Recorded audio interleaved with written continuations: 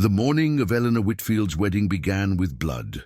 A housemaid had cut her hand on broken crystal while preparing the bridal suite at Belle Rive Plantation, and the crimson droplets stained the white silk sheets like an omen no one dared speak aloud.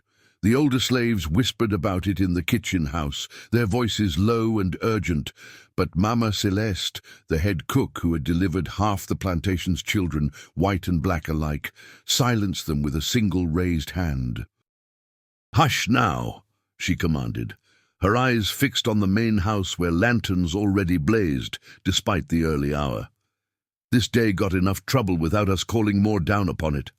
Through the kitchen's open door, the November sky hung heavy and grey over the Louisiana Delta, pregnant with rain that refused to fall. The air itself seemed to hold its breath, thick with moisture and the sweet rot of magnolia blossoms that carpeted the ground like discarded prayers. Eleanor stood alone in her childhood bedroom, barefoot on the cypress floor, staring at the wedding dress that hung before her like a spectre.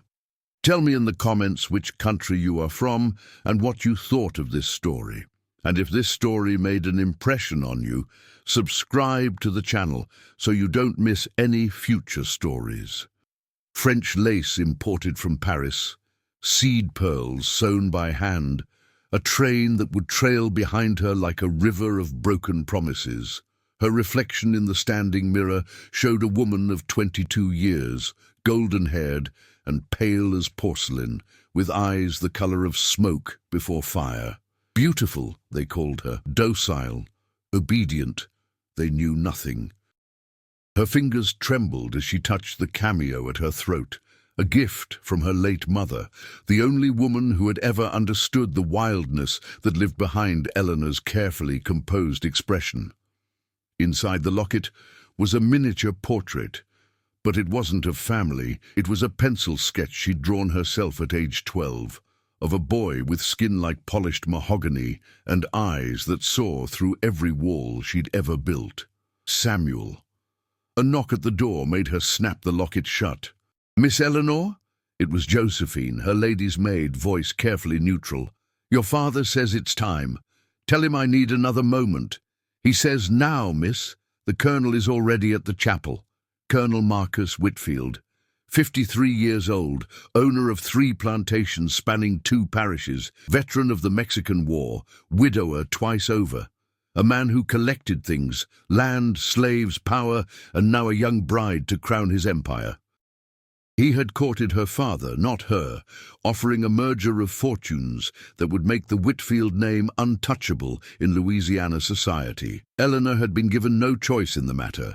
Women of her station never were. She dressed mechanically, each layer of silk and lace another brick in the prison being built around her. Josephine worked in silence, her dark fingers steady as she fastened each button, but Eleanor could feel the unspoken questions hanging between them. They had grown up together, separated only by the accident of birth that made one mistress and one slave. But that childhood intimacy had died the day Eleanor's father reminded them both of their places. "You look beautiful, Miss Eleanor," Josephine whispered as she placed the veil over Eleanor's blonde curls. "Like an angel." "Angels are just pretty lies we tell ourselves about heaven," Eleanor replied, her voice hollow. "Pin it tighter.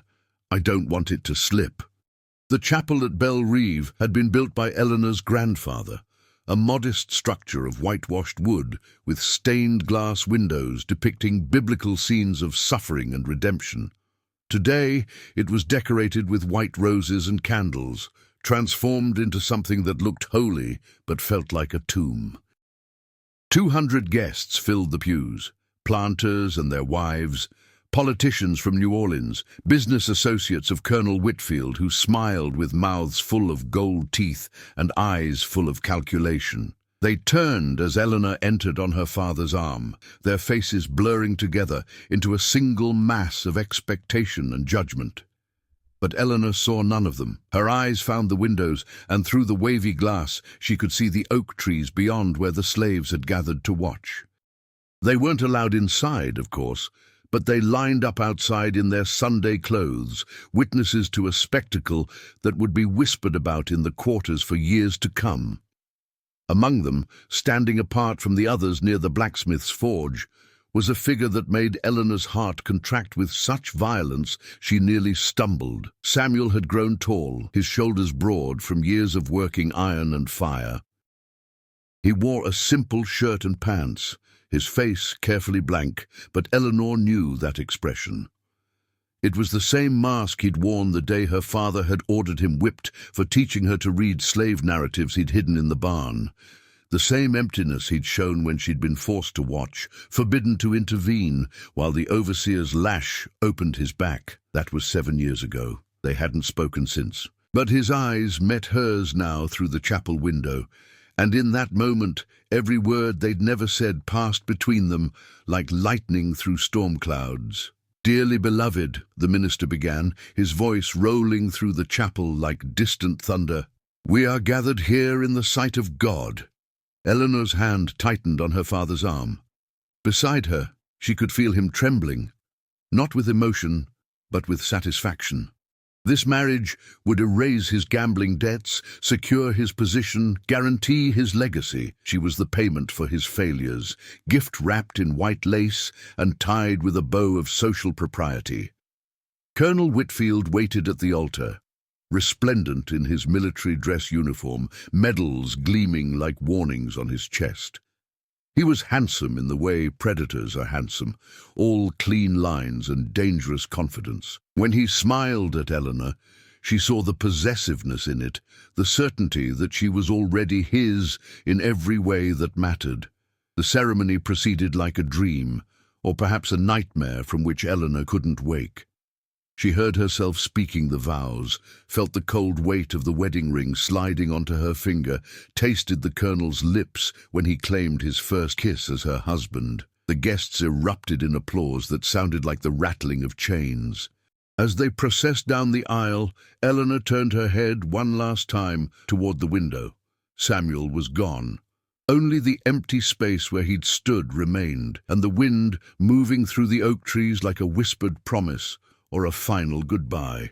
The wedding breakfast was held in the main house, in the grand dining room where Eleanor's ancestors stared down from oil paintings with expressions of stern disapproval.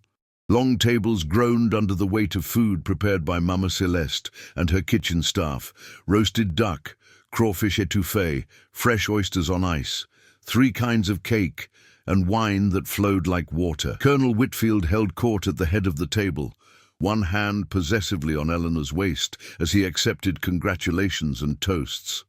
He drank heavily, his face growing flushed with alcohol and triumph, while Eleanor barely touched her glass. She smiled when required, nodded at appropriate moments, and played the role of grateful bride with the skill of someone who had been rehearsing her entire life. But her mind was elsewhere, calculating distances and possibilities, counting the hours until nightfall. In the kitchen house, Mama Celeste watched through the window as the white folks celebrated. Beside her, Josephine stood with tears running silently down her face. "She gonna do it," Mama Celeste said quietly. "That girl gonna burn this whole world down before she lets that man touch her." "She'll die," Josephine whispered. "They'll kill her.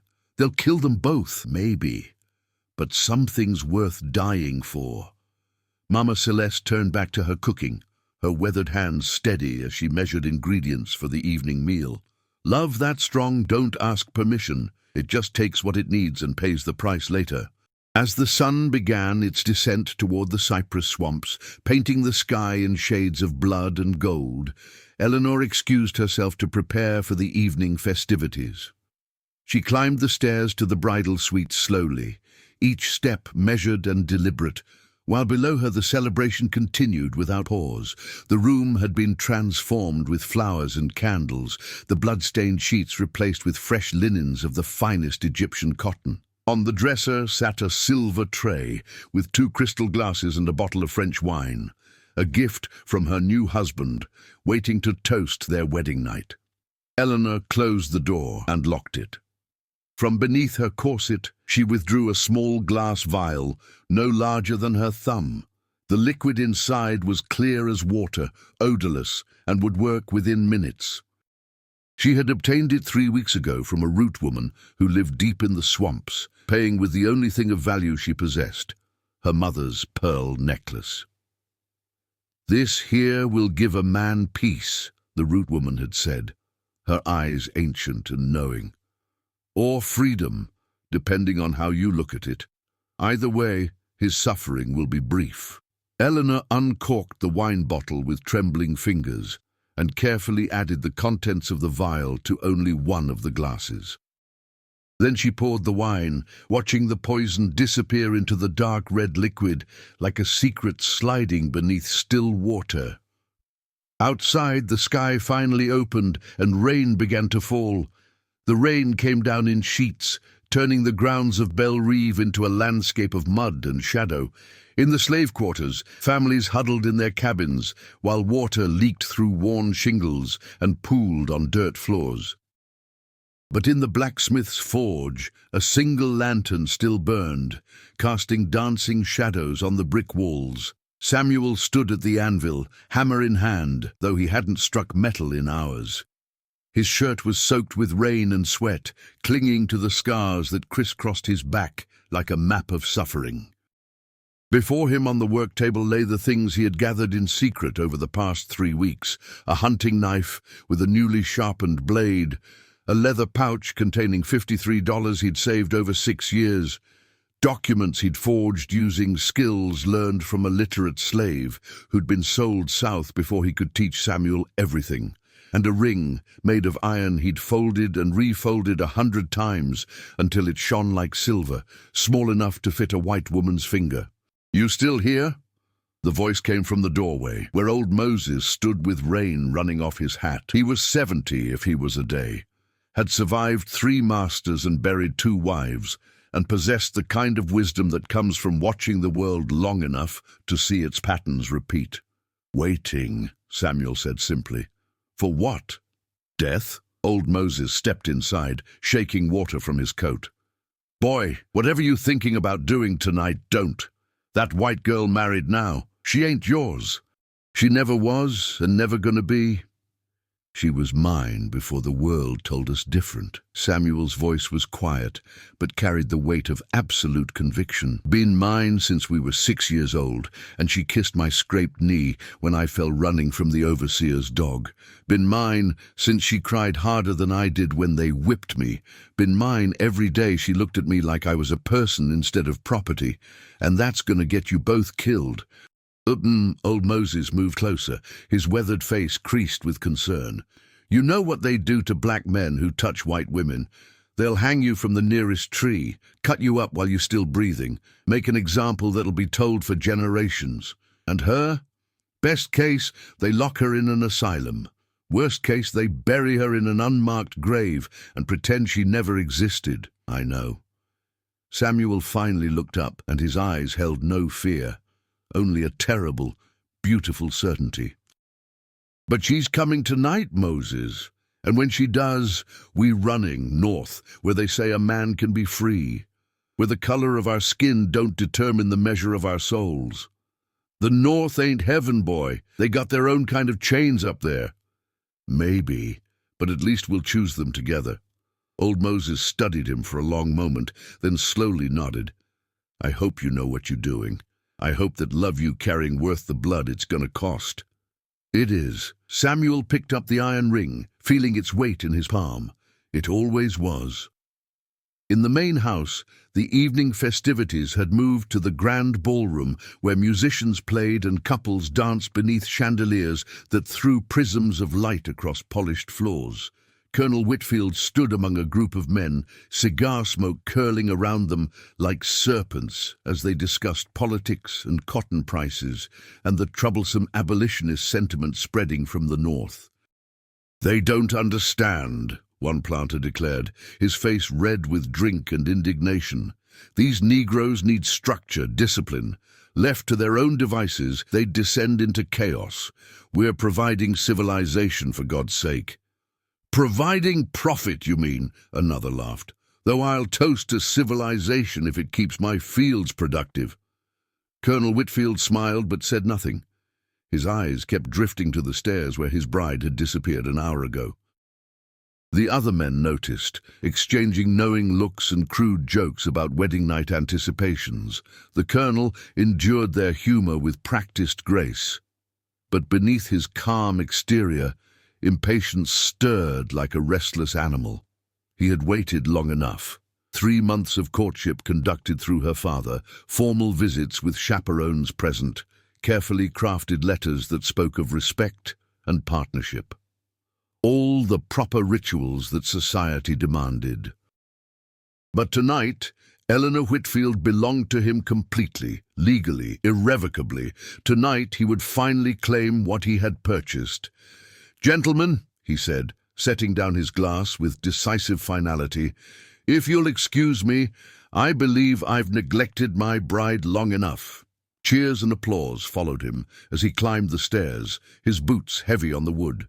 Behind him, the party continued, oblivious to the drama about to unfold in the rooms above. Eleanor heard him coming. The footsteps in the hallway were unmistakable, measured and confident, the walk of a man who had never been denied anything he wanted. She stood before the mirror in a white nightgown that felt more like a burial shroud, her blonde hair loose around her shoulders, the poisoned wine waiting on the silver tray. She had rehearsed this moment 1,000 times in her mind. She knew exactly what she would say, how she would smile, the way she would hand him the glass with steady hands and watch him drink. She had prepared herself for every possibility, every outcome, every consequence. What she hadn't prepared for was the sound of tapping at the balcony doors. Eleanor's heart stopped. Through the rain-streaked glass, she saw a figure, tall, broad-shouldered, soaked to the skin. Samuel had climbed the oak tree that grew beside the house, the same tree they used to climb as children when the world was simpler and their only crime was friendship. The colonel's footsteps grew closer. Eleanor ran to the balcony doors and threw them open. Samuel tumbled inside, bringing rain and wind and the smell of wood smoke and iron. His eyes found hers, and in them she saw everything they'd never been allowed to say. 7 years of silence, 7 years of longing, 7 years of a love that refused to die despite every attempt to bury it. "Eleanor," he began, but she pressed her fingers to his lips. "He's coming," she whispered urgently. "You have to hide. The wardrobe, quickly." "I'm not hiding anymore." Samuel caught her wrist, holding her gently but firmly. "I came to take you away from here, tonight, right now." "Samuel, you don't understand. I understand that I love you. I understand that I've loved you since we were children, and I'll love you until I die. And I'm not letting you spend one more night in this house, in that bed, belonging to a man who sees you as property." His voice was low and intense, each word carved from absolute conviction. "Come with me, please. We'll run north, find freedom, build a life where we can be together without shame or hiding." The doorknob turned. Eleanor's mind raced through possibilities at lightning speed. The colonel would enter, find Samuel here, and all would be lost. They would hang Samuel before sunrise, probably torture him first to extract the names of anyone who helped. And Eleanor would be locked away, or worse, forced to watch Samuel die before being returned to her husband's bed. Unless... "Hide!" she hissed, shoving Samuel toward the wardrobe. "Trust me, please!" He hesitated for one heartbeat, then slipped into the darkness of the wardrobe just as the door swung open. Colonel Whitfield entered with the confidence of ownership, his jacket removed, his shirt partially unbuttoned. He paused when he saw Eleanor standing by the balcony doors, rain blowing in through the open frame. "Darling," he said with a frown, "why's the door open? You'll catch your death." "I was warm," Eleanor replied, forcing her voice to remain steady. "The rain is refreshing." He moved to close the doors, shutting out the storm. When he turned back to her, his eyes traveled slowly down her body in a way that made her skin crawl. "You look beautiful, even more so than at the ceremony." "You're too kind." Eleanor moved to the silver tray, her hands remarkably steady as she lifted the two glasses. "Shall we toast to our union? I've been waiting for you." Something flickered in his expression. Surprise, perhaps, or satisfaction that she seemed willing. He took the glass she offered, the poisoned one, and raised it to the candlelight. "To us," he said, "to the beginning of a long and prosperous partnership. To freedom," Eleanor replied, meeting his eyes. "One way or another." He frowned at her strange choice of words, but before he could question it, she raised her own glass and drank deeply. Following her lead, Colonel Whitfield tipped his glass back and drained half its contents in one long swallow. Eleanor watched him, counted heartbeats, waited for the moment when understanding would dawn. It came faster than she expected. The glass slipped from his fingers, shattering on the floor. His hand went to his throat, eyes widening in confusion and then horror. He tried to speak, but only a choking sound emerged. His legs buckled, and he fell to his knees, then onto his side, convulsing once, twice, and then going terribly still. The whole thing took less than 2 minutes. Eleanor stood frozen, staring at the body of her husband of one day, the reality of what she'd done crashing over her like a wave. She had killed a man, committed murder. There was no going back from this, no undoing, no redemption. She was a murderer now, and the world would hunt her for it. The wardrobe door opened, and Samuel stepped out, his face a mask of shock and something else, not horror, but a kind of awed understanding. "Eleanor," he breathed. "What did you do?" "What I had to." She turned to face him, her chin lifted in defiance even as her hands shook. "What I've been planning since the day my father told me I would marry him. I'm not his property, Samuel. I'm not anyone's property. And if the only way to be free was to kill him, then that's what I did." Samuel crossed to her in 3 long strides and pulled her into his arms, holding her with a fierceness that spoke of years of restraint finally breaking. "We have to run, now, before anyone discovers him." "I know." Eleanor pulled back, her mind already racing through the logistics. "I have money, documents. There's a riverboat that leaves at midnight for Memphis. From there, we can make our way to Cincinnati, maybe cross into Canada." "You really planned all this?" "Every detail." She moved to the dresser and began pulling out clothes, practical traveling dresses instead of the silk and lace expected of a plantation mistress. "I've been planning it for 3 weeks, since the day I knew I couldn't go through with this marriage. I just didn't know if I'd have the courage to actually do it."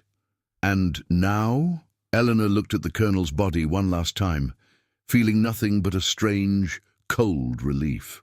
"Now I'm free. We're both free, and I'm not wasting it." She changed quickly behind a screen while Samuel gathered her belongings. When she emerged, dressed in dark wool and sturdy boots, her blonde hair hidden beneath a bonnet, she looked like a different person, harder, more determined, ready for the journey ahead. Samuel had wrapped the colonel's body in the bedsheet, buying them time before the discovery. He'd also gathered the broken glass and wiped up the spilled wine, removing as much evidence as possible. "They'll know it was you," he said quietly. "They'll hunt us. Let them try."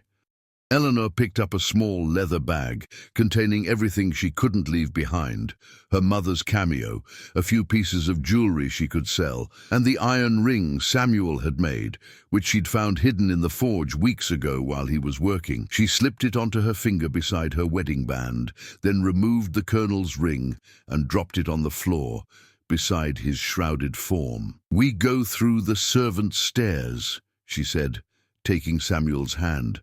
"Mama Celeste will help us. I sent her a note earlier. She'll have horses ready near the swamp road." They moved through Belle Rive like ghosts, down narrow stairs meant for slaves and servants, through corridors the guests never saw.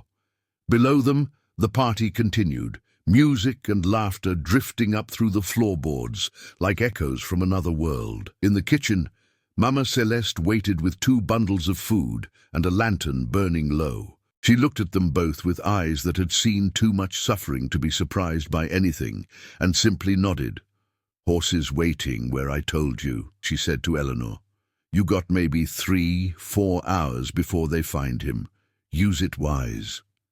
"Thank you," Eleanor whispered, embracing the woman who had raised her more than her own mother had, "for everything." "Don't thank me. Just live free. That's all any of us want." Mama Celeste turned to Samuel. "You take care of her, you hear? And you," back to Eleanor, "you remember where you came from. Remember us who can't run." "I will. I swear it." They slipped out through the kitchen door into the rain-soaked night. Behind them, Belle Rive blazed with light and celebration, a beacon of wealth and power, built on the backs of stolen labor and broken lives. Ahead lay darkness, danger, and the uncertain promise of freedom. Eleanor didn't look back. The cypress swamps of Louisiana held their secrets well, beneath moss-draped trees that twisted toward a sky they would never reach, in waters dark as ink where alligators drifted like ancient nightmares. 2 horses picked their way along a path known only to those who needed to disappear. Eleanor rode astride in a way no lady ever would, her silk nightgown abandoned for stolen servants' clothes that smelled of lye soap and hard labor.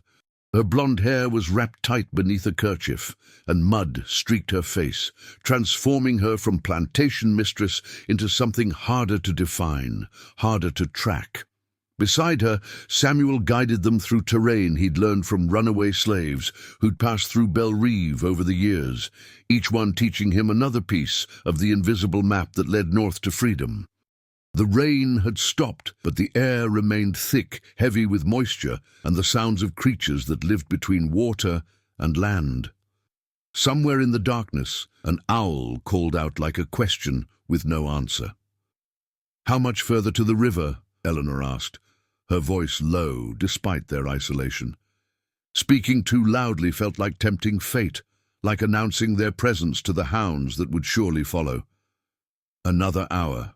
Maybe less." Samuel glanced back at her, his face barely visible in the pre-dawn darkness. "You holding up?"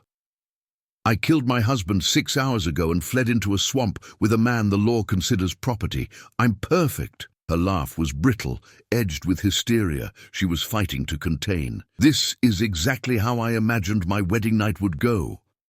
Samuel pulled his horse to a stop, waiting for her to draw alongside. When she did, he reached out and took her hand, his calloused fingers warm against her cold skin. "Eleanor, we don't have to do this. I can take you back. Say I kidnapped you, forced you." "Don't!" She cut him off with a fierceness that surprised them both. "Don't you dare try to protect me by sacrificing yourself. I chose this. I planned this. That man is dead because I put poison in his wine, and I would do it again 1,000 times before I'd let him touch me." Her voice dropped to a whisper. "The only thing I regret is that I didn't do it sooner, before my father sold me like livestock at auction." They sat in silence for a moment, hands clasped, while around them the swamp breathed and shifted. Finally, Samuel spoke again, his words careful. "When did you know that you'd kill him?" Eleanor considered the question, tracing back through the tangled roots of her decision. "The night after he proposed. My father was celebrating, counting his gold like I wasn't even there. And I realized that's all I was to both of them, a transaction, a commodity, something to be traded for power and prestige.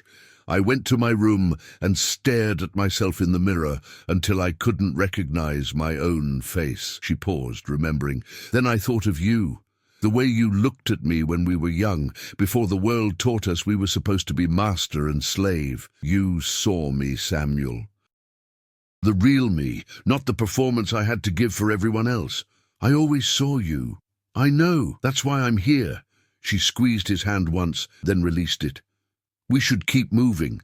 Dawn's coming, and they'll find him soon if they haven't already." They rode on, the path narrowing as they went deeper into the swamp. The landscape grew increasingly hostile. Water on both sides now, the trail barely wide enough for the horses, cypress knees jutting up like the bones of buried giants. This was territory that belonged to creatures, not people, a place where the rules of civilization dissolved into something older and more honest. As the sky began to lighten from black to gray, they finally emerged from the swamp onto the banks of the Mississippi River. The great waterway stretched before them, wide and powerful, carrying the commerce of a nation on its muddy current. In the distance, lights twinkled from a town Eleanor recognized as St. Francisville, and moored at the docks was their salvation. A riverboat with smoke already rising from its stacks, preparing for the morning departure north. "The Memphis Queen," Samuel said, reading the name painted on the vessel's side. "That our boat? If we can get aboard without being recognized." Eleanor dismounted, her legs unsteady after hours in the saddle. She pulled out the small leather pouch that held their traveling money and the forged papers Samuel had prepared, documents declaring him a free man of color and her a widow traveling to visit family in Memphis. The forgery was decent, but not perfect. If examined too closely by someone who knew what to look for, they'd be exposed. Everything depended on confidence, on selling the lie before anyone thought to question it. "How do I look?" Eleanor asked, turning to face Samuel. With her hair hidden and her face dirty, wearing clothes of a servant, she could almost pass for a woman of lesser means. Almost. "Like someone running for her life," he said honestly. "But maybe that's not a bad thing. Lots of people run north. Lots of people need to disappear." They approached the docks carefully, leading their horses through the awakening town. Around them, the commercial district was coming to life. Dock workers hauling cargo, fishermen bringing in the night's catch, merchants opening shop fronts. No one paid them much attention, just two more travelers in a place where people came and went like the river's tide. The Memphis Queen was a paddle-wheel steamer, 3 decks high and elegant, despite the soot that stained her white paint. A gangplank led from the dock to the main deck, where a purser stood with a ledger, checking tickets and examining documents. Eleanor felt her heartbeat quicken as they approached, every instinct screaming that this was where they'd be caught, where the performance would fail and the truth would emerge. "Tickets for Memphis," she said, her voice steady despite the fear. She handed over the money and the forged papers, not meeting the purser's eyes. A widow in mourning wouldn't make direct eye contact with strangers. The man examined their documents with agonizing slowness, his eyes moving from the papers to Samuel and back again. "Says here you're a free man of color." "Yes, sir," Samuel replied, his voice carefully neutral, his posture submissive in the way he'd learned to survive. "Been free these 5 years. Got my papers all proper and legal. And you're traveling with this lady?" "She hired me as a guide and porter, sir. Her husband recently passed, and she's not comfortable traveling alone." The purser's gaze shifted to Eleanor, assessing. She kept her eyes downcast, her shoulders rounded in grief, playing the part of a woman broken by loss. It wasn't difficult. She'd been performing her entire life, and this was just another role, another mask to wear until she could finally be herself. "My condolences, ma'am," the purser said finally, his tone softening. He stamped their papers and handed them boarding passes. "You'll be in cabin 7 on the 2nd deck. We depart in 30 minutes. Eleanor accepted the passes with shaking hands, murmuring thanks, and followed Samuel up the gangplank before the purser could reconsider. Only when they were on the deck, surrounded by other passengers and cargo, did she allow herself to breathe. "We made it," Samuel said quietly, disbelief and wonder in his voice. "We actually made it. We're not safe yet." Eleanor glanced back toward the town, half expecting to see a posse riding hard toward the docks. "Not until we're miles from here, and maybe not even then." Their cabin was small but private, with 2 narrow bunks and a porthole that looked out over the river. Eleanor collapsed onto one of the bunks the moment the door closed, exhaustion finally catching up with her. She had been running on pure adrenaline for the past 8 hours, and now that the immediate danger had passed, her body was demanding payment for the debt. "Sleep," Samuel said, settling on the floor beside her bunk despite the second bed being available. Old habits died hard, and even now he couldn't quite bring himself to claim equality with her. "I'll keep watch." Samuel. Eleanor reached down, her fingers finding his face in the dimness. You don't have to sleep on the floor. Not anymore. Not ever again. He looked up at her, and in his eyes she saw a war being fought. Years of conditioning versus the fragile hope that maybe, finally, things could be different. I don't know how to be anything but what they made me, he said softly. I don't know how to be free. Neither do I. We'll figure it out together. She shifted over, making room on the narrow bunk. Please, I need you close. He climbed up beside her, both of them fully clothed, lying rigid and careful at first.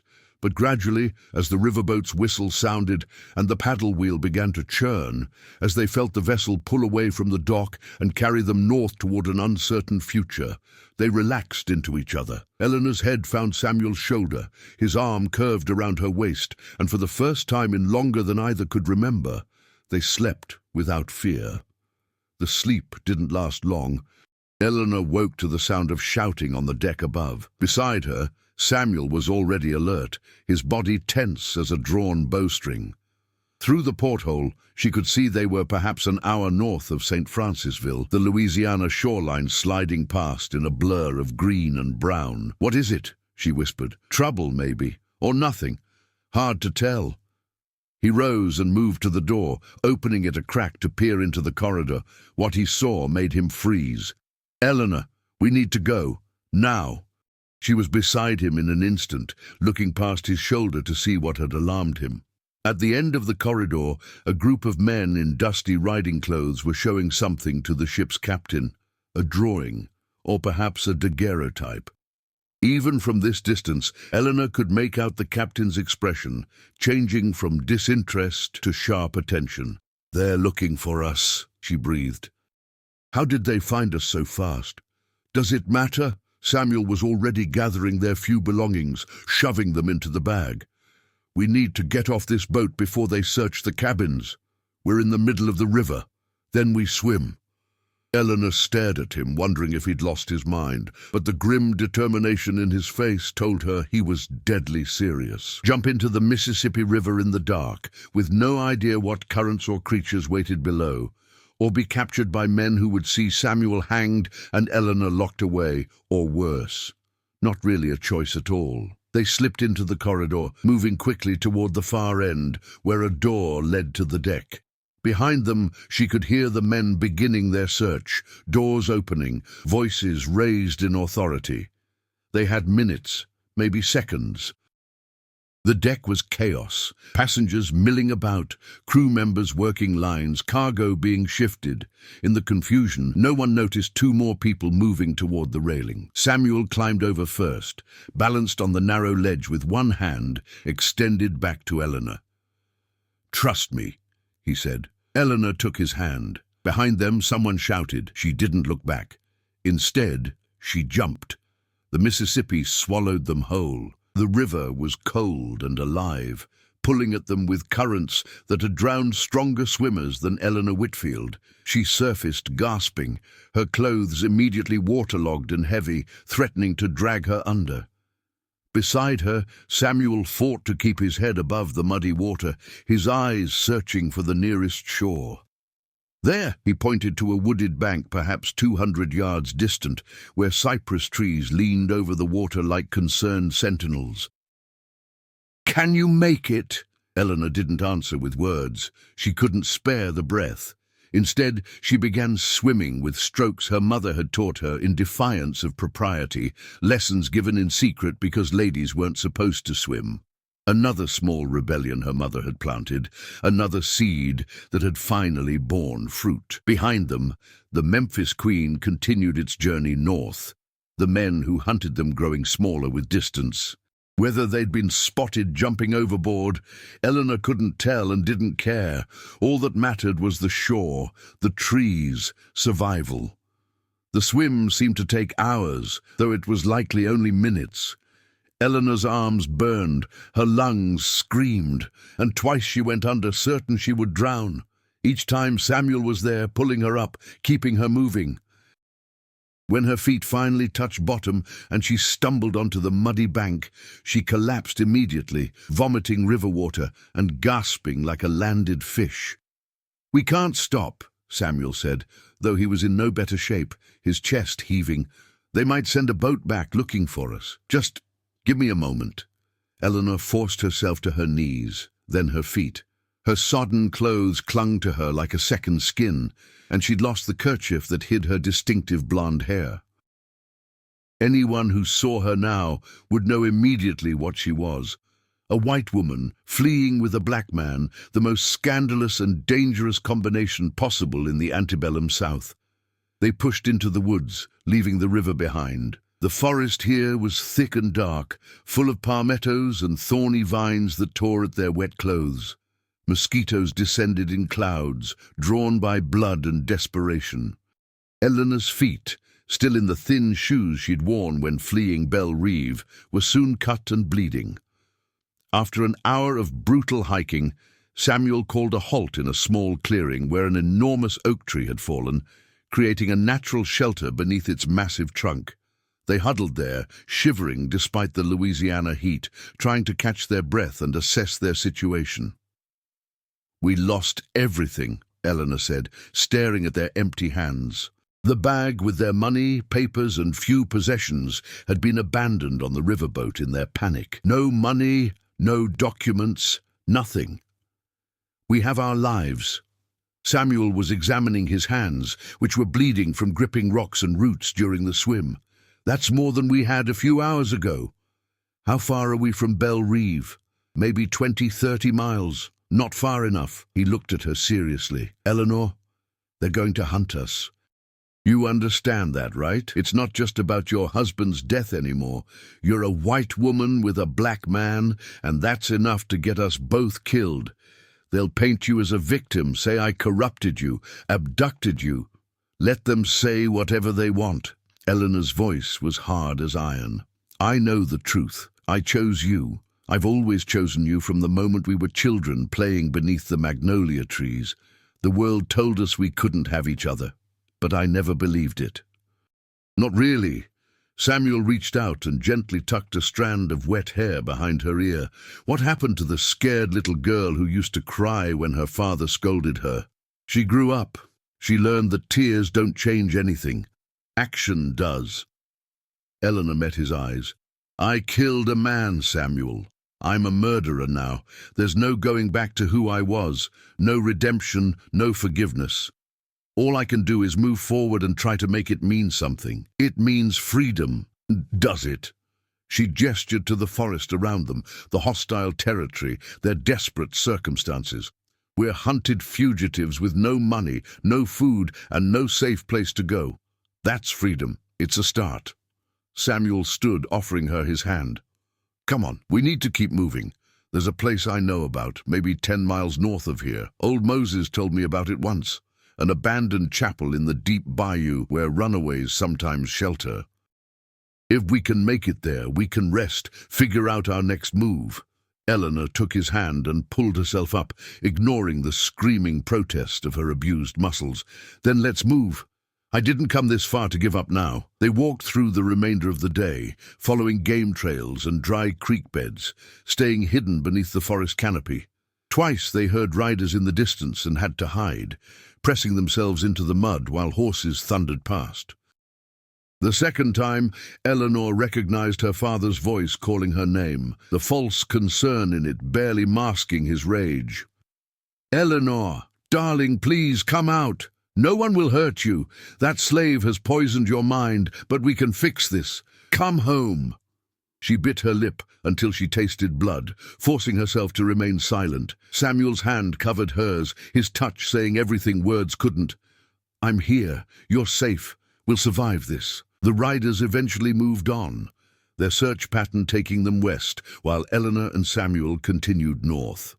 As darkness fell, the forest transformed into something from a nightmare. Strange calls echoed through the trees, sounds that were neither quite animal nor human. Bioluminescent fungi glowed on rotting logs, creating an eerie landscape of green-blue light. Eleanor, exhausted beyond measure, began to hallucinate.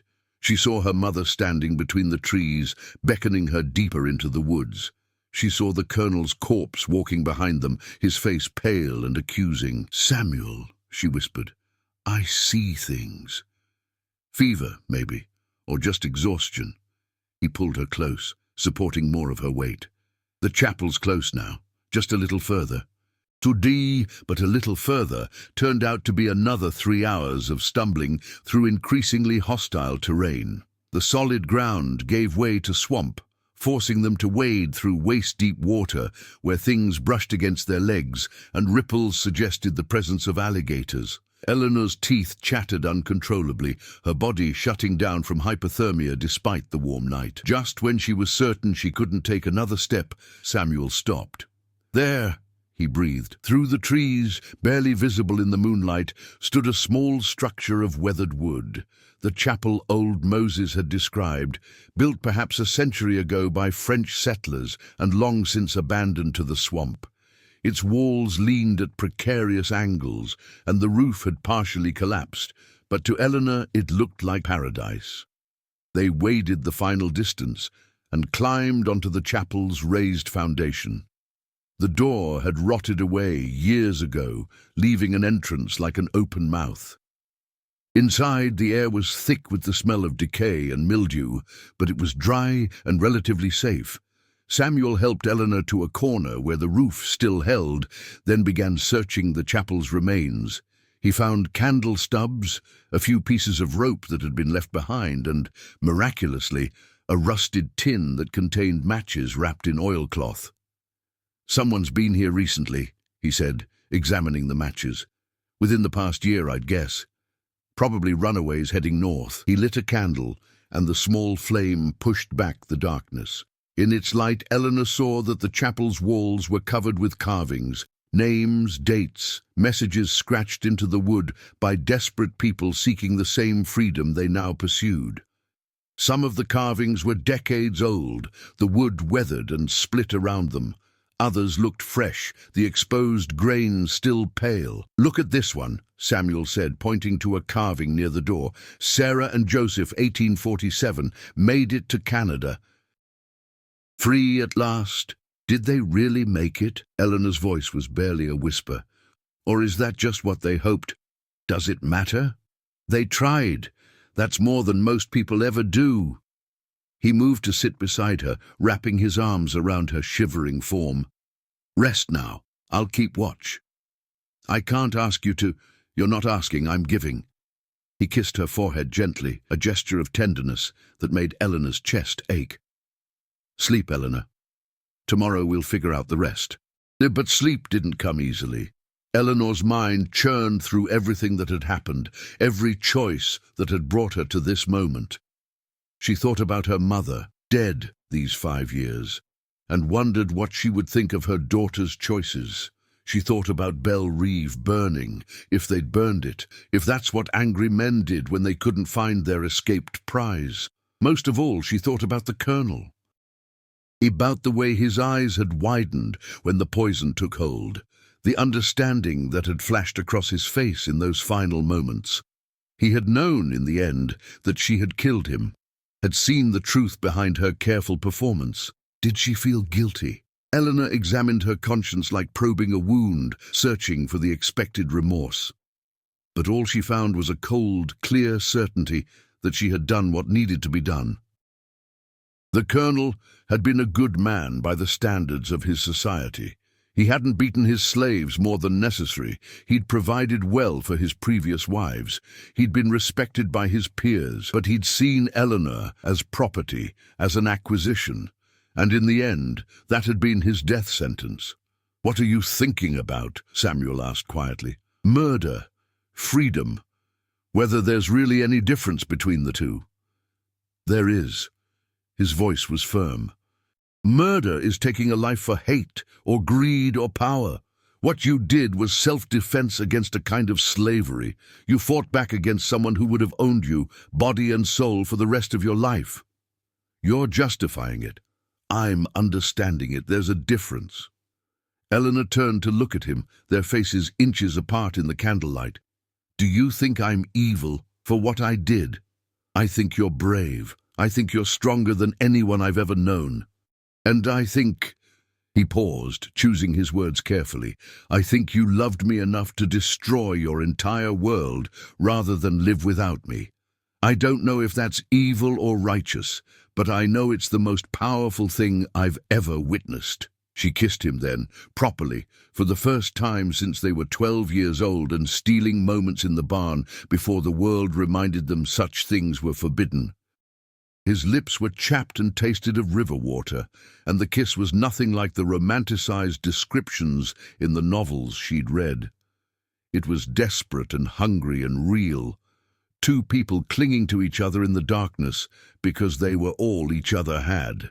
When they finally pulled apart, both were breathing hard. "I don't know how to do this," Eleanor admitted. "How to be with you. Everything I was taught says it's wrong, unnatural, an abomination.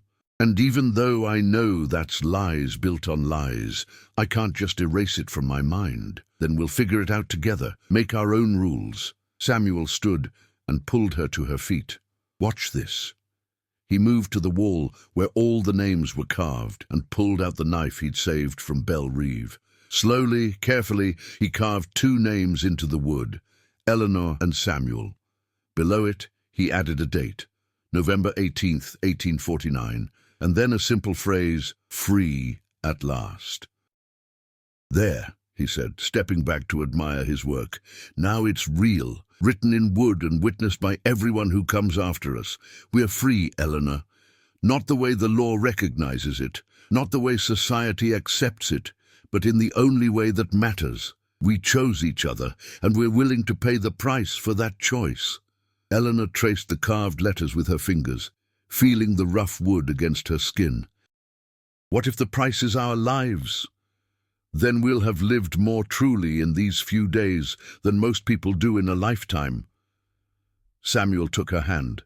"I'm not afraid of death, Eleanor. I'm only afraid of dying without having truly lived. And being with you? This is living." They spent the night in the abandoned chapel, taking turns keeping watch while the other slept fitfully. Outside, the bayou sang its nocturnal song, frogs and insects, the splash of alligators hunting, the rustle of things moving through the undergrowth. But inside their small refuge, Eleanor and Samuel created a world that belonged only to them, a space where the rules that governed the outside had no power. As dawn broke, painting the swamp in shades of gold and grey, they prepared to move again. Their plan was simple: continue north through the bayou for another day, then try to make contact with the Underground Railroad. Samuel had names, places where sympathetic people might offer help. It was a desperate plan with 1,000 ways to fail, but it was all they had. Before they left, Eleanor took the candle Samuel had lit the night before and held it to the carvings on the wall.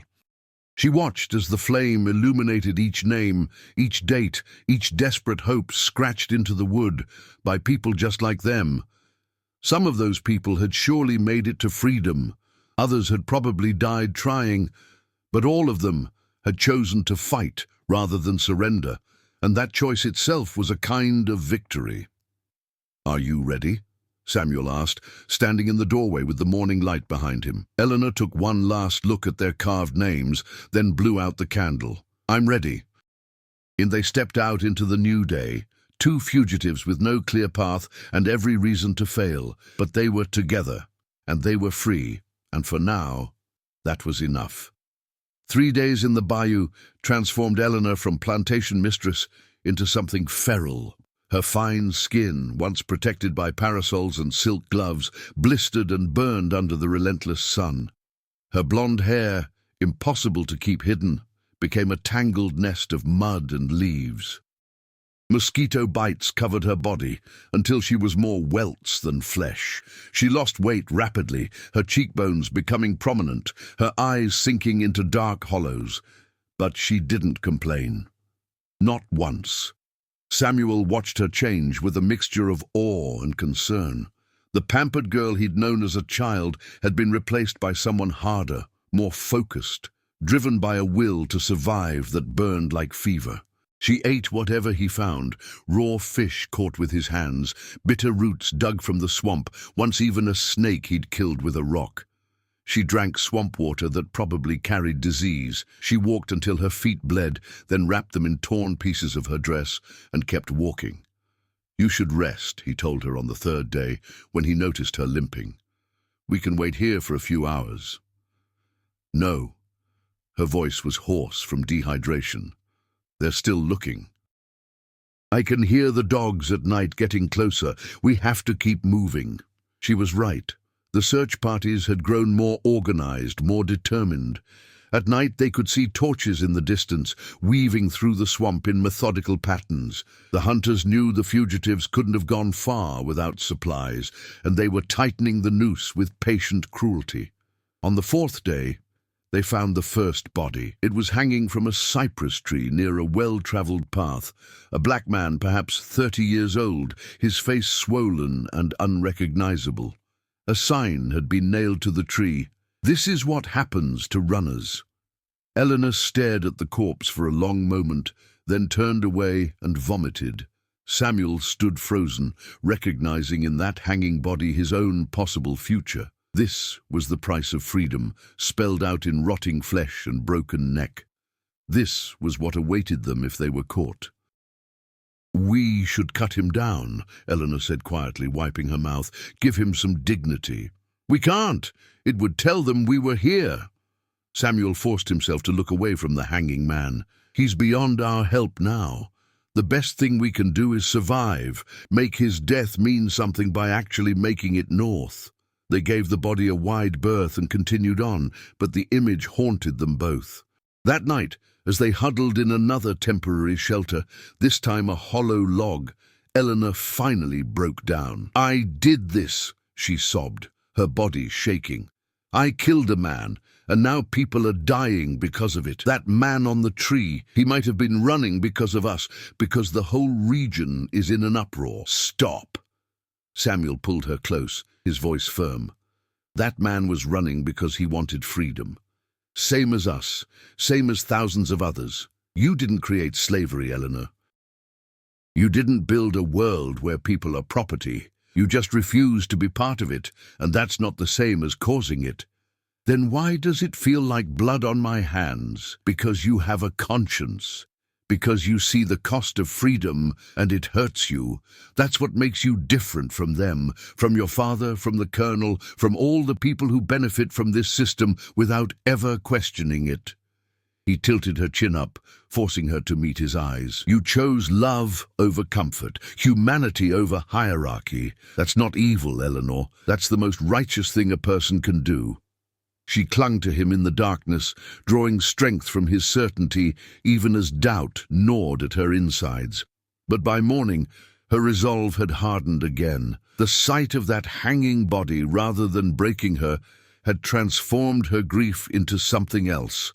A cold determination that no one else would die because she had given up. On the fifth day, they finally made contact.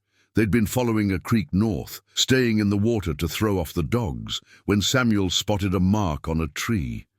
3 vertical scratches, barely visible unless you knew what to look for. He froze, his hand going up to signal Eleanor to stop. "What is it?" she whispered. "A sign from the Underground Railroad." He moved closer to examine the marks. 3 scratches pointing north means there's a safe house within a day's walk. We follow the creek until we see a red cloth hanging from a tree. Then we wait until dark and approach the house that's nearest to that tree. "How do you know all this?" Samuel's face grew distant, remembering. "Old Moses taught me.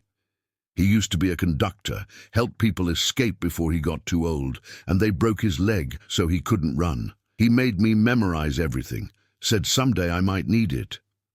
He looked at Eleanor. Guess he was right.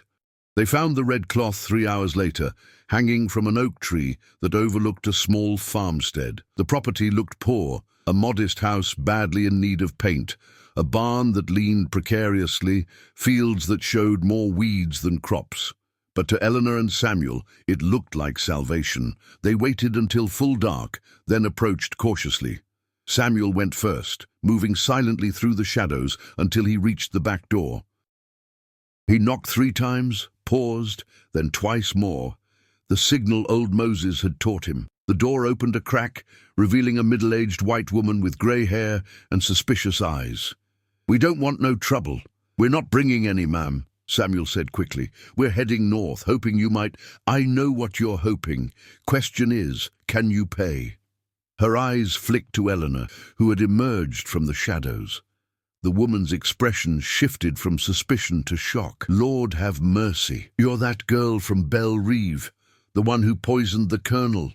Eleanor's heart sank. If even people this far from the plantation knew about them, their chances of escape were worse than she'd thought. "Ma'am, please," she began, but the woman was already pulling the door open wider. "Get inside, both of you, quickly, before someone sees." She ushered them into a small kitchen, lit by a single lantern. "My name's Abigail Foster. My husband and I run a station on the railroad. We've been hearing about you two for days now. There's a $1,000 reward for your capture. Whole state's looking for you."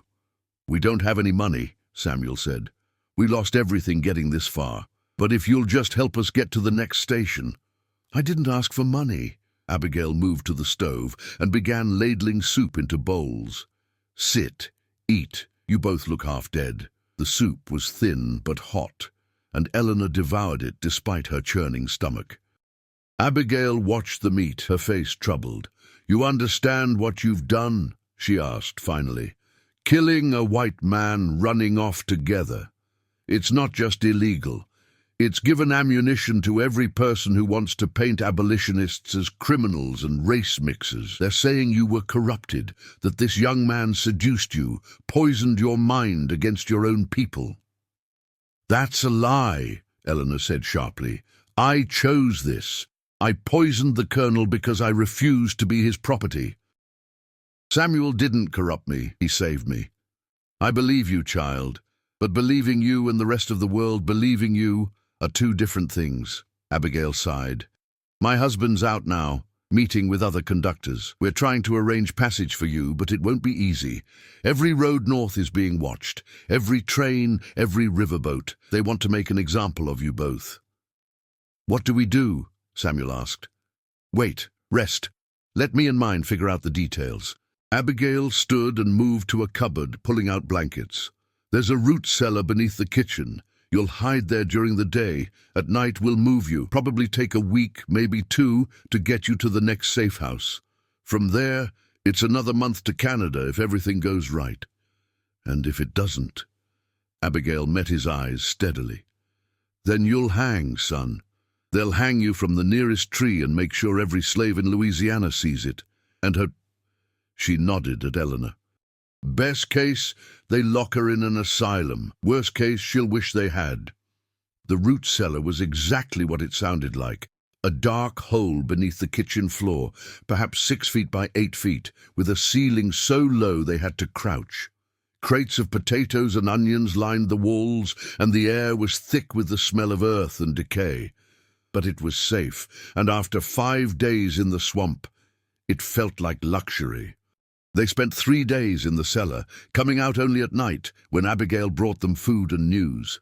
The news was never good. The search parties had expanded, now covering a 50-mile radius from Belle Rive. Rewards had increased to $1,500 for their capture. Eleanor's father had given interviews to newspapers, painting his daughter as a victim of a manipulative slave who'd taken advantage of her naive innocence. "He's lying," Eleanor said bitterly when Abigail shared this news. "He knows I hated the colonel. He knows I was forced into that marriage. But of course he can't admit that. It would make him look bad, make people question why he sold his daughter to the highest bidder. That's how they maintain power," Abigail said quietly, "by controlling the story, by making sure their version is the only one people hear. That's why what you did is so dangerous to them. It's not just about one dead colonel or one escaped slave. It's about a white woman choosing a black man over everything her society told her to value. It threatens the entire structure they've built." On the 4th night, Abigail's husband returned with a plan. William Foster was a tall, thin man with kind eyes and the calloused hands of someone who'd spent his life working the land. He spread a hand-drawn map on the kitchen table and traced a route with his finger. "There's a Quaker community 50 miles north of here," he explained. "They're sympathetic to the cause, and they've agreed to hide you for a few weeks until things cool down. From there, we'll get you on a wagon train heading to Ohio. Once you're in Ohio, you'll have more options. Lots of free blacks there, lots of abolitionists who'll help." "How do we get to this Quaker community?" Samuel asked. "That's the tricky part. The main roads are all being watched, so we'll have to go cross-country. I'll take you myself, hidden in a false bottom of my wagon. It's a 2-day journey, and it'll be uncomfortable, but it's the safest way." "When do we leave?" Eleanor asked. "Tomorrow night. I've got a legitimate reason to be traveling north. I'm supposedly delivering grain to a mill. No one should question it too closely." William looked at them both seriously. "But I need you to understand the risk. If we're caught, I'll hang same as you. My wife will lose everything. We're doing this because we believe it's right, but we're trusting you to do your part. Stay quiet, stay hidden. Don't panic, no matter what happens." "We understand," Samuel said, and Eleanor nodded agreement. "Thank you for everything you're risking for us. Thank us by making it to freedom. That's all the payment we need." The next day passed with agonizing slowness. Eleanor and Samuel remained in the cellar, listening to the sounds of the world above. Chickens clucking, horses passing on the road, voices of neighbors who stopped by to chat with Abigail. Every sound made Eleanor's heart race, certain it was the moment they'd be discovered. As night fell, William came down to the cellar with clothes he'd obtained from somewhere, simple farmer's clothes for Samuel and for Eleanor, a dress and bonnet of a Quaker woman. They changed in the cramped space, then followed William up into the barn. The wagon looked ordinary enough, a simple farm wagon with high sides filled with sacks of grain. But William showed them how the floor had been modified, creating a hidden compartment just large enough for 2 people to lie flat. "It's going to be tight," he warned, "and hot. And if we hit rough road, you'll be bounced around pretty hard. But it's the only way to get you past the checkpoints they've set up." Eleanor climbed in first. Lying on her back on the hard wooden floor, Samuel squeezed in beside her, their bodies pressed together in the narrow space. William positioned sacks of grain above them, leaving just enough gaps for air to flow through, then secured the false floor back in place. Darkness, complete and absolute. Eleanor felt panic rising in her chest, the walls of the tiny space closing in. She couldn't move, could barely breathe, could hear nothing but Samuel's heartbeat beside her and the sound of her own blood rushing in her ears. "Eleanor," Samuel whispered, his hand finding hers in the dark. "I'm here. You're not alone." I can't do this." "Yes, you can. You've done harder things. You killed a man to be free. You survived a swamp for 5 days. You can survive 2 days in a wagon." His thumb stroked the back of her hand gently. "Just breathe. Think about where we're going. Think about Canada, about a place where we can be together without hiding. Hold on to that." Eleanor forced herself to slow her breathing, to focus on the warmth of Samuel's hand rather than the crushing darkness around her. Above them, she heard William climb onto the wagon, heard the crack of reins and the lurch as they began to move. The journey had begun. 2 days in darkness changed something fundamental in Eleanor's understanding of freedom. She'd thought she knew what it meant to be trapped. Married to the colonel would have been a prison, certainly, but this literal confinement, unable to move or see or even shift position without risk of discovery, taught her that there were worse things than loveless marriages. There were coffins that breathed, tombs that traveled, deaths that lasted days instead of moments. The wagon hit every rut in every road they traveled. Eleanor's body, already bruised and battered from the swamp, became a map of new injuries. Her bladder screamed for relief, but there was nowhere to go, no way to ask for a stop. Eventually, she simply couldn't hold it anymore. the shame of soiling herself in the darkness, just one more indignity in a long chain of them. Beside her, Samuel suffered in silence. She could feel his body rigid with pain, could hear his breathing grow shallow when they hit particularly bad patches of road. Once she felt wetness on the wood between them and realized he was bleeding from somewhere, but there was nothing either of them could do but endure. The worst moments came when the wagon stopped. The first checkpoint happened perhaps 6 hours into the journey. Eleanor heard voices, official-sounding, demanding to see papers and inspect cargo. William's voice remained calm, explaining about the grain delivery, chatting amiably about weather and crops. The inspectors climbed onto the wagon, walking across the very boards that concealed Eleanor and Samuel. Twice, a boot came down inches from Eleanor's face, visible through gaps in the false floor.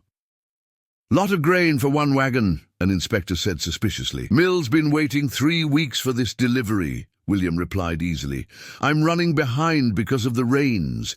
They'll pay premium for it, which is why I'm not stopping to rest proper-like. You heard about the fugitives, Colonel's widow and her slave. Hard not to hear about it. Whole states talking. You think they might be hiding in grain sacks?" William laughed. "Inspector, I've been through 4 checkpoints today. Each one searched me thorough. I'm just a farmer trying to make a delivery. Can I go now?"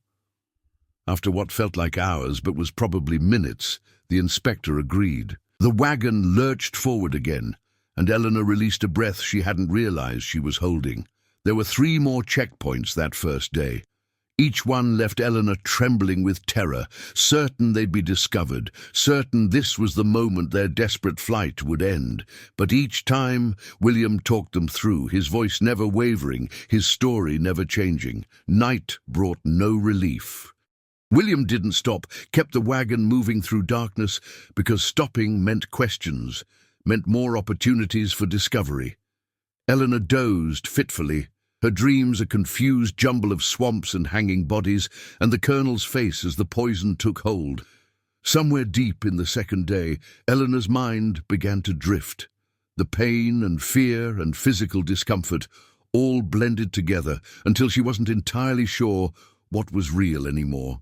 She hallucinated conversations with her dead mother, felt herself back at Belle Rive as a child, heard music from the wedding that felt like it had happened years ago instead of days. "Eleanor," Samuel's voice cut through the fog. "Stay with me. Don't go away inside your head. Stay present." "I'm trying," she whispered. "But it hurts. Everything hurts." "I know. But we're almost there." William said 2 days, and we're on day 2 now. Just hold on a little longer. "What if I can't? What if I break before we get there? Then I'll hold you together. That's what love is, Eleanor. It's holding someone together when they can't do it themselves." His words became an anchor, something to focus on besides the pain. Eleanor repeated them silently, a mantra against the darkness. That's what love is. Holding someone together. That's what love is. Finally, after what felt like an eternity compressed into 2 days, the wagon stopped and didn't start again. Eleanor heard voices, different from the checkpoints, gentle and concerned. The false floor was removed, and light flooded their prison. "Oh, dear Lord," a woman's voice said. "William, they're in bad shape." Hands reached in, carefully pulling them out. Eleanor couldn't stand, her legs having lost all feeling. She was carried into a house, cleaned and tended by Quaker women who asked no questions and offered no judgment. Somewhere nearby, she could hear Samuel being treated similarly, his voice weak but present. She'd made it. They'd made it. The Quaker community of New Providence was everything William had promised, a collection of simple farms worked by people who believed all humans were equal before God, that slavery was an abomination, and that helping fugitives was holy work. Eleanor and Samuel spent 3 weeks recovering there, hidden in a barn that had been converted into a safe house with multiple hidden rooms. As Eleanor's body healed, she began to understand the full scope of what they'd become. Newspapers arrived regularly from the south, and Abigail had sent copies that mentioned them. The stories were lurid and largely fictional. Tales of an innocent white girl corrupted by a wicked slave, of poison and seduction and unholy unions. Eleanor's father gave interview after interview, portraying himself as a grieving parent desperate to save his daughter from a fate worse than death. "They've made us into monsters," Eleanor said, reading one particularly vicious editorial that called for both their heads on pikes as a warning to others. "They've made us into symbols," Samuel corrected. He was sitting beside her in the hayloft where they'd been given a private space, his arm around her shoulders. "We represent everything they fear. The idea that white women might choose black men, that slaves might be seen as human, that the whole rotten system might collapse if people start following their hearts instead of the law." "Do you ever regret it?" Eleanor asked quietly. "Everything we've lost, everything we've endured. Was it worth it?" Samuel was silent for a long moment, considering. "Ask me again when we're safe. Ask me when we're in Canada and I can hold your hand in public without fearing for our lives. Ask me when we've built a life together and proven that our love can survive." He turned to face her. "But even now, even with everything we've been through, I don't regret choosing you. I only regret that we had to destroy so much to be together." The plan was to move them north again in stages. A wagon train was forming, families heading to Ohio to homestead land. Eleanor and Samuel would travel as part of a Quaker family's servants, hiding in plain sight by playing roles everyone expected. But 3 days before they were set to leave, everything changed. A rider came in the night, bringing news from the south. Belle Rive had burned. Not just the house, the entire plantation, fields, barns, slave quarters, everything. The fire had started in the main house and spread, consuming 300 years of the Whitfield family legacy in a single night. Eleanor's father was dead, killed trying to save documents from his office. 2 slaves had also died in the fire, trapped in quarters they'd been locked into for the night. "They're saying you did it," the rider told them. "Saying you came back and burned it all down out of revenge. The search for you both has intensified tenfold. They want blood now, not just justice." Eleanor felt numb, listening to the news. Her childhood home, the place where she'd learned to read beneath magnolia trees, where she'd first met Samuel, where her mother had raised her, all of it gone. Her father dead, killed by fire in the house he'd valued more than his own daughter. "I didn't do it," she said flatly. "We were here. We couldn't have." "We know that," the Quaker elder said gently. "But the truth doesn't matter now. What matters is that you're in more danger than ever. We need to move you tonight, not in 3 days. The increased patrols will reach even here soon." So they ran again, this time in a wagon with a Quaker family named Harrison. Mother, father, 3 young children who'd been coached to call Eleanor and Samuel aunt and uncle if anyone asked. They traveled openly now because hiding had become too dangerous. The best camouflage was to be exactly what they appeared, a Quaker family traveling north with their servants. The journey to Ohio took 2 weeks. They passed through cities and towns, saw the divisions growing stronger between north and south.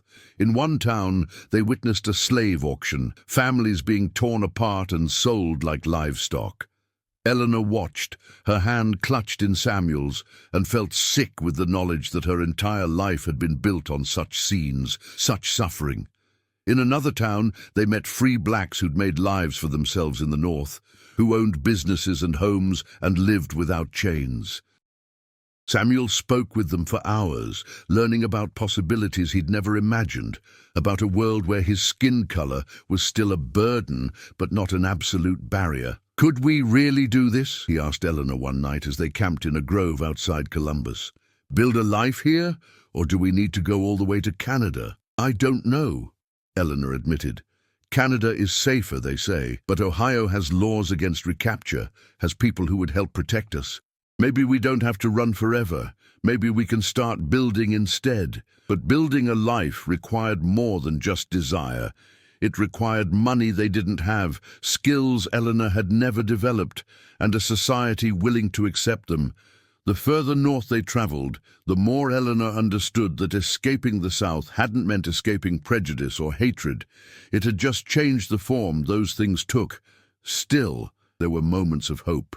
A boarding house owner who didn't ask questions when Samuel and Eleanor requested a room together.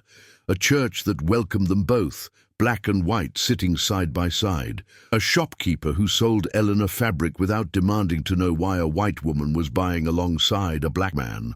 Small victories, but victories nonetheless. They reached the Canadian border on a cold November morning, exactly 1 month after Eleanor's wedding to the Colonel.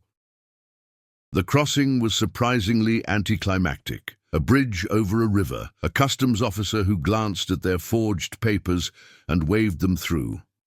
One moment they were in America, with all its laws and hatred and danger. The next, they were in Canada, standing on British soil where slavery had been abolished decades ago. Eleanor felt like she should feel something monumental, some great rush of relief or joy. Instead, she just felt tired. Tired and scarred and fundamentally changed from the girl who'd put on a wedding dress a month ago. "What do we do now?" she asked Samuel as they stood on the Canadian side, watching the river flow beneath them. "We live," he said simply. "We find work. We find a place to stay. We figure out how to be the people we want to be instead of the people we were forced to be. We make it all mean something." They settled in a small town outside Toronto, in a community that had formed around escaped slaves and their families. Samuel found work as a blacksmith. His skills were valuable regardless of skin color. Eleanor, with her education and literacy, began teaching children whose parents wanted them to learn to read and write. It wasn't easy. They faced suspicion from some, hostility from others. Eleanor was often assumed to be Samuel's employer rather than his wife, and they learned quickly to not correct that assumption in certain company. They married properly in a church that welcomed them both, said vows that actually meant something this time. Years passed. The Civil War came to America, and they followed it through newspapers, watching their former home tear itself apart over the question of slavery. Eleanor's story, once so sensational, faded into memory, replaced by the larger drama of a nation at war with itself. They never had children. Eleanor's body, damaged by those days in the swamp and the wagon, couldn't carry a pregnancy to term, but they fostered children, took in runaways who still made it north even after the war began. Their small house became a sanctuary for others seeking what they'd found, a place to be themselves without apology. On November 18th, 1859, exactly 10 years after Eleanor's wedding to the Colonel, she and Samuel made a journey south. Not all the way to Louisiana, that was still too dangerous, but close enough. To that abandoned chapel in the bayou where they'd carved their names. The chapel was still standing, more decrepit than before, but still defiant. Their names were still there on the wall, weathered but readable. Below them, dozens of other names had been added, other runaways, other people seeking freedom, other love stories that refused to die. Eleanor added a new carving beneath their names: survived, free, together. "Was it worth it?" Samuel asked, echoing her question from years ago. "Everything we lost, everything we survived, worth it?" Eleanor looked at him, this man who'd risked everything for her, who'd held her together when she was breaking, who'd chosen love over safety every single day. His face was older now, lines carved by hardship and joy in equal measure, his eyes still holding that same certainty she'd first loved as a child. "Yes," she said simply, "every moment of pain, every mile we ran, every fear we faced, worth it for this, for standing here with you, free to love you, free to choose you every single day. The world tried to tell us our love was impossible, was wrong, was worth killing for. And maybe they were right about that last part. Maybe some love is worth killing for, but what they didn't understand is that it's also worth living for, worth building for, worth surviving for. They spent the night in the chapel, just like they had years ago, lying together in the darkness, while the bayou sang its ancient song around them. In the morning, they would return to their life in Canada, to the community they'd built, to the work they did teaching others that freedom was possible. But for one night, they existed in that space between past and future, between who they'd been and who they'd become. Two people who'd loved each other enough to destroy one world and build another. Two people who'd survived because they'd refused to let anything, not law, not society, not even the fear of death, separate them. In the flickering candlelight, Eleanor traced the scars on Samuel's back, the marks of a lash given because he dared to teach her to read. Samuel held her hand, feeling the calluses that had replaced her soft skin, the evidence of years of hard work and harder choices. "Tell me the story again," Samuel said softly, "of the girl who poisoned her husband on their wedding night." Eleanor smiled, a little sad, a little fierce. "Once upon a time, there was a woman who was told she had to be property, and she said no. She said no, and she paid the price, and she never looked back. The end." "Not the end," Samuel corrected. "The beginning. Everything that came after was the real story. The survival, the building, the life we made together. That wedding night was just the first word of a much longer tale." "Then tell me how the story goes on," Eleanor said, settling against his chest. "Tell me what happens to the girl who said no." "She lives," Samuel said, his voice soft but certain. "She lives and she loves and she builds a world where other people can say no too. She becomes a teacher, a friend, a wife to a man who sees her as an equal. She survives all the people who wanted her dead or broken, and she proves that love, real love, the kind that sees past skin color and social class and all the artificial barriers humans build, is stronger than hate. That's how the story goes on." As dawn broke over the bayou, they emerged from the chapel one last time. Before leaving, Eleanor carved one final addition beneath their names. "For those who come after, freedom is possible. Love is worth fighting for. Never stop running toward your own life." They rode away as the sun rose, two figures on horseback silhouetted against the morning sky.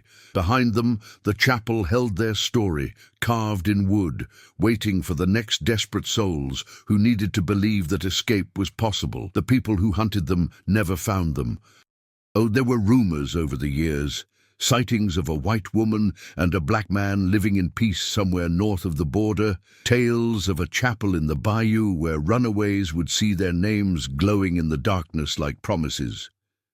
But Eleanor and Samuel had done what seemed impossible. They'd escaped the South, escaped slavery, escaped the prisons built by law and custom and centuries of hatred. They'd escaped, and they'd built something new in the ashes of what they'd destroyed. Not perfect. Nothing built by flawed humans could be perfect. But theirs, freely chosen, paid for in blood and courage and a love that refused to acknowledge boundaries. Years later, after the war ended and slavery was abolished, historians would try to track down the truth about Eleanor Whitfield and the slave she'd run away with. They found the chapel with its carvings, found the burned ruins of Belle Rive, found newspaper accounts of the scandal that had shocked Louisiana society. But they never found Eleanor and Samuel themselves, never learned what became of the couple who'd sparked such outrage. Some stories don't need endings. Some loves exist outside the neat narratives historians prefer. Some people escape so completely that they leave behind only whispers and carvings and the ghost of a possibility that terrifies the powerful more than any army could. The possibility that people might choose love over law, humanity over hierarchy, freedom over the comfortable prisons they've always known. Eleanor Whitfield died in 1889 at the age of 62 in a small house outside Toronto, surrounded by the children she'd taught and the community she'd helped build. Samuel held her hand as she took her last breath, and later that night he carved one final message into the wall of their bedroom. She was never property, she was always free. He followed her 2 years later, buried beside her in a cemetery where no one asked questions about mixed couples or scandal. Their gravestones were simple: Eleanor and Samuel, together in life, together in death, free at last. The story should end there. Most stories do, with graves and final words and neat conclusions. But some stories refuse to stay buried. In the deep bayou, in an abandoned chapel slowly being reclaimed by the swamp, their names remain carved in wood. And on certain nights, when the moon is dark and the air is thick with possibility, travelers still report seeing two figures moving through the trees, one white, one black, holding hands as they walk toward a future they built themselves. They called it betrayal. They called it corruption. They called it the worst scandal Louisiana had ever seen. But history, when it bothers to remember them at all, calls it by its real name: freedom, love, survival, and the courage to choose all three, no matter what the cost.